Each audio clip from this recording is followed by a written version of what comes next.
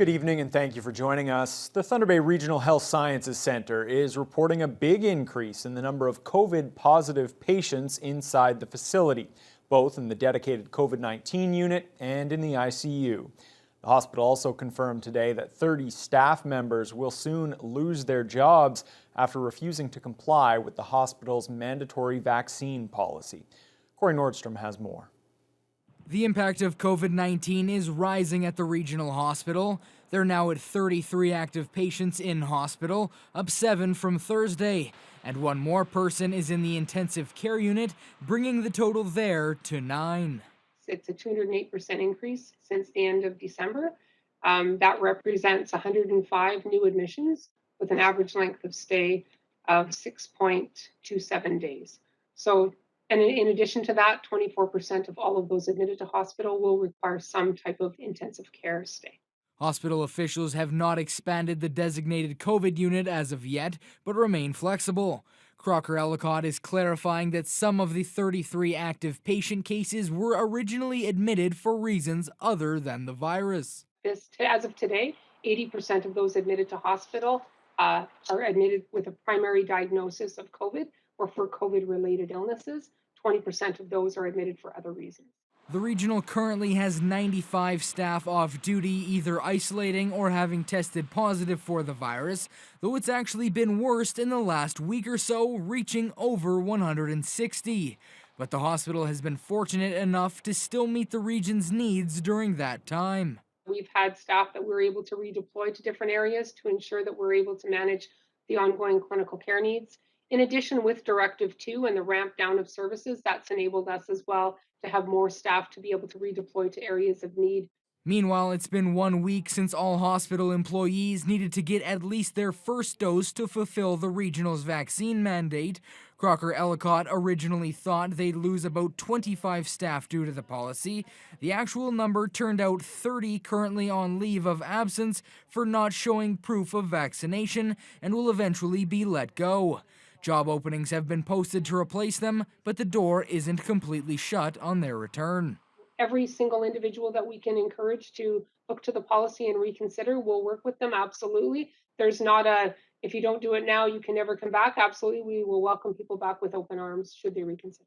Crocker Ellicott says that 4 of the 9 COVID-positive patients admitted to the hospital's ICU are unvaccinated. That 44% is on par with provincial numbers, as 232 of the 532 patients admitted to Ontario ICUs are not vaccinated. Corey Nordstrom, TVT News. The Thunder Bay District Health Unit says a COVID-19 outbreak at Hogarth Riverview Manor's Spruce Grove resident area is now over. This as the health unit reports 77 new cases today, but due to testing limitations, that's likely an undercount. There are now 330 known active cases across the district. 13 residents from the TBDHU catchment area are in hospital. That's 3 more than yesterday. 2 people are in intensive care. The Northwestern Health Unit no longer reports daily cases, but there are 268 known active infections there. The health unit's 7-day test positivity rate has climbed to 19.5%. There are 12 people from that part of the region in hospital, including 2 in the ICU.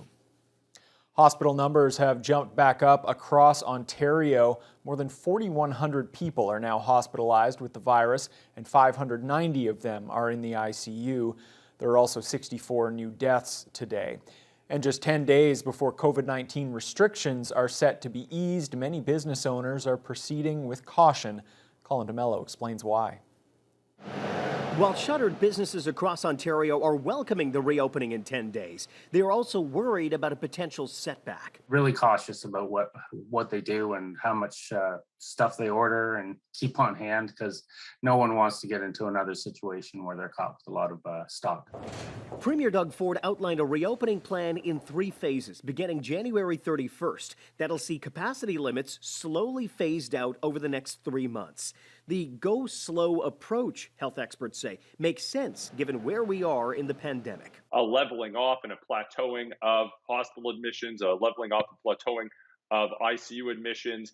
But the government has warned that the peak of ICU and hospital admissions will only come in mid-February.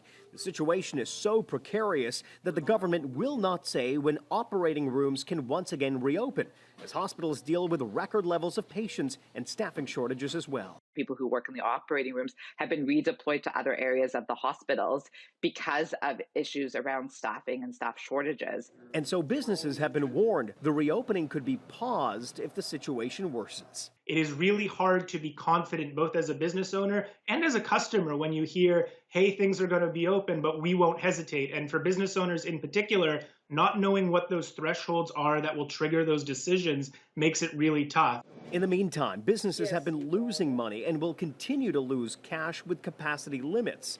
The Ford government will begin sending out $10,000 grants in February to affected businesses. But after the original Ontario program was subject to fraud, businesses will now be sent a questionnaire to verify that they are eligible. That they have received losses and that they are still in business. The information, the government says, will be checked against their own records before a business can receive the funds. Here in Thunder Bay, gyms, restaurants, and other affected businesses have also begun preparing to welcome back customers on the 31st. Kurt Black has more on that. Looking back isn't going to do me any good, and I only have the energy to look forward. To say it's been a difficult past 22 months for business owners in Ontario would be an understatement. But Push Fitness owner Jen Bisignano is focused on keeping a positive mindset as she prepares to reopen her gym for the 5th time since the pandemic began. Last year's announcement in January was that we still weren't going to open, and we didn't get the good news until July. This year we were aiming for January 26th. I'll take January 31st. I can handle another week over 6 months, so I'll take it. One thing that has stood out the most to Bisignano throughout the various shutdowns has been the excitement she has seen from members upon returning to Push. And that's what she is looking forward to the most when the 31st rolls around. But the social health part of it is something that I was never really that aware of until we've done these reopenings, and just the sheer elation that you sense out of people being in physical contact with others once again. So I'm really looking forward to being able to reestablish that connection with the community that we've established here at Push. Over at Applebee's, owner and third-generation restaurateur Ryan Syroyd is very much looking forward to welcoming local diners and his full staff back into their establishment. For the past 3 weeks, they've only been allowed to provide takeout orders. Syroyd says he's very grateful for the community's support, as those takeout orders have greatly aided their restaurant and their employees during this most recent shutdown. Without a doubt, we've been a very community-driven restaurant. This is our 25th year. We've built up a stable of regulars that are very loyal to us, to the point where we get Christmas cards from them, during the holidays, and they know our birthdays. We know their birthdays. So we've built up those regulars, and those are the regulars that have got us through this, and we really appreciate them.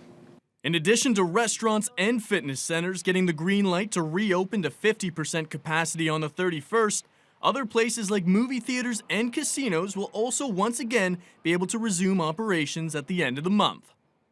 Kurt Black, TBT News. The chair of the Thunder Bay Police Services Board is responding to some of the claims made by board member Georgianne Morisseau that we brought to you on last night's News Hour. The board was conspiring behind member Morisseau's back to remove her from those duties. Kristen Oliver released this letter on behalf of the board saying they did not secretly meet behind Morisseau's back. Oliver also says they haven't yet received notice from the Ontario Human Rights Tribunal of any of the 11 applications reportedly filed against the board and Police Chief Sylvie Hoth. She adds that the board follows every process available to address and forward complaints to the appropriate bodies. Morisseau's lawyer, Chantel Bryson, has since tweeted that all of the complaints filed by her clients have been provided to every police board member. She says the tribunal has confirmed that it's looking at the complaints this week. City Council continues to debate the proposed 2022 budget. Last night was round 2 for councillors with discussion about emergency services, libraries, and funding for the homeless. Vasilios Bellos has more. The meeting saw no notable change to the tax levy increase, which currently sits at 2.28% after growth. But there were some significant approvals by council. Superior North EMS was given the green light to hire 2 more full-time employees, in addition to the 22 new staff approved last year. However, EMS are having trouble filling most of those positions.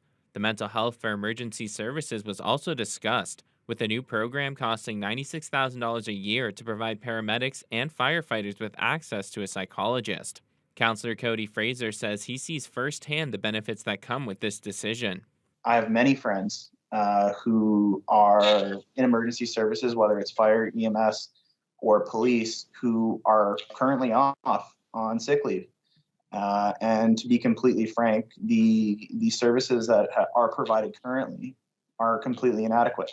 Councillor Shelby Chung was looking to add $250,000 to the budget to promote getting the vulnerable out of the cold. It sparked a lengthy discussion with opposition from many councillors who believed there were better ways to help the homeless with that amount of money. Councillor Rebecca Johnson said she needed it to be clearer where the funding would go, giving food services or a warming center as an example.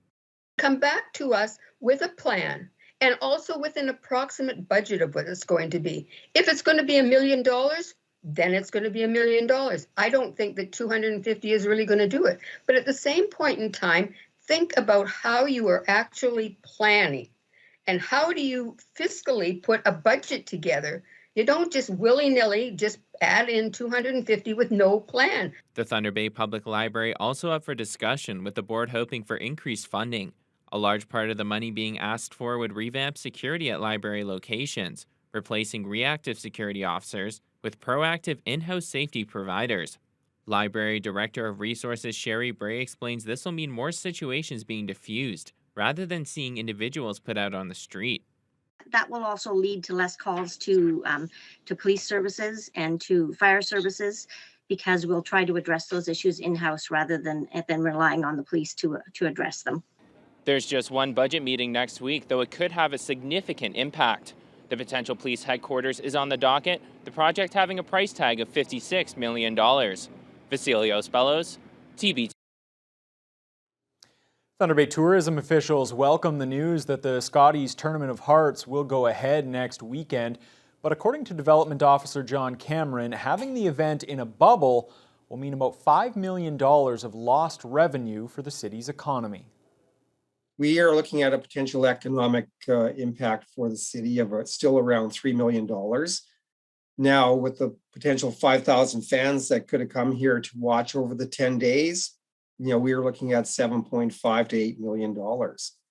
Right now, we're down to 2 hotels hosting the participants, which is the curlers, the TSN crew, and officials with Curling Canada. And then if we had fans in the equation, we would probably been filling up 14, 15 of our hotels across the city.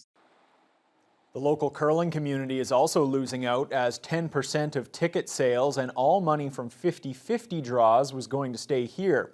50/50 tickets will instead be sold online, province-wide, with 3 draws throughout the tournament. Cameron expects the proceeds will be much lower than if there were thousands of people buying tickets in person at the Gardens.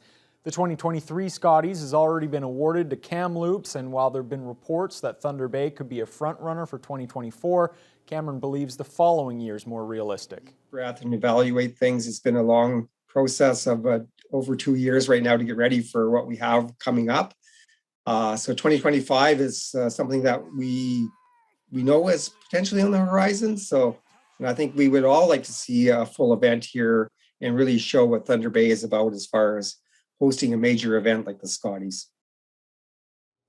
Thunder Bay Police and OPP are pointing to the bone-chilling temperatures as the likely cause for a rise in motor vehicle collisions over the past 24 hours. City traffic cops responded to 15 crashes since yesterday morning, and their incident reporting center has been twice as busy as a typical winter day. Meanwhile, emergency crews were called to a mishap on Highway 1117 near Twin City Crossroads around 9 o'clock this morning. A pickup truck lost control and rolled into the ditch. OPP says the passenger was taken to hospital with minor injuries. The temperature at the time was -28 and -35 with the wind chill. Police say road salt is far less effective in those temperatures, allowing ice to form on streets and highways. They're reminding motorists to adjust their driving to suit the conditions.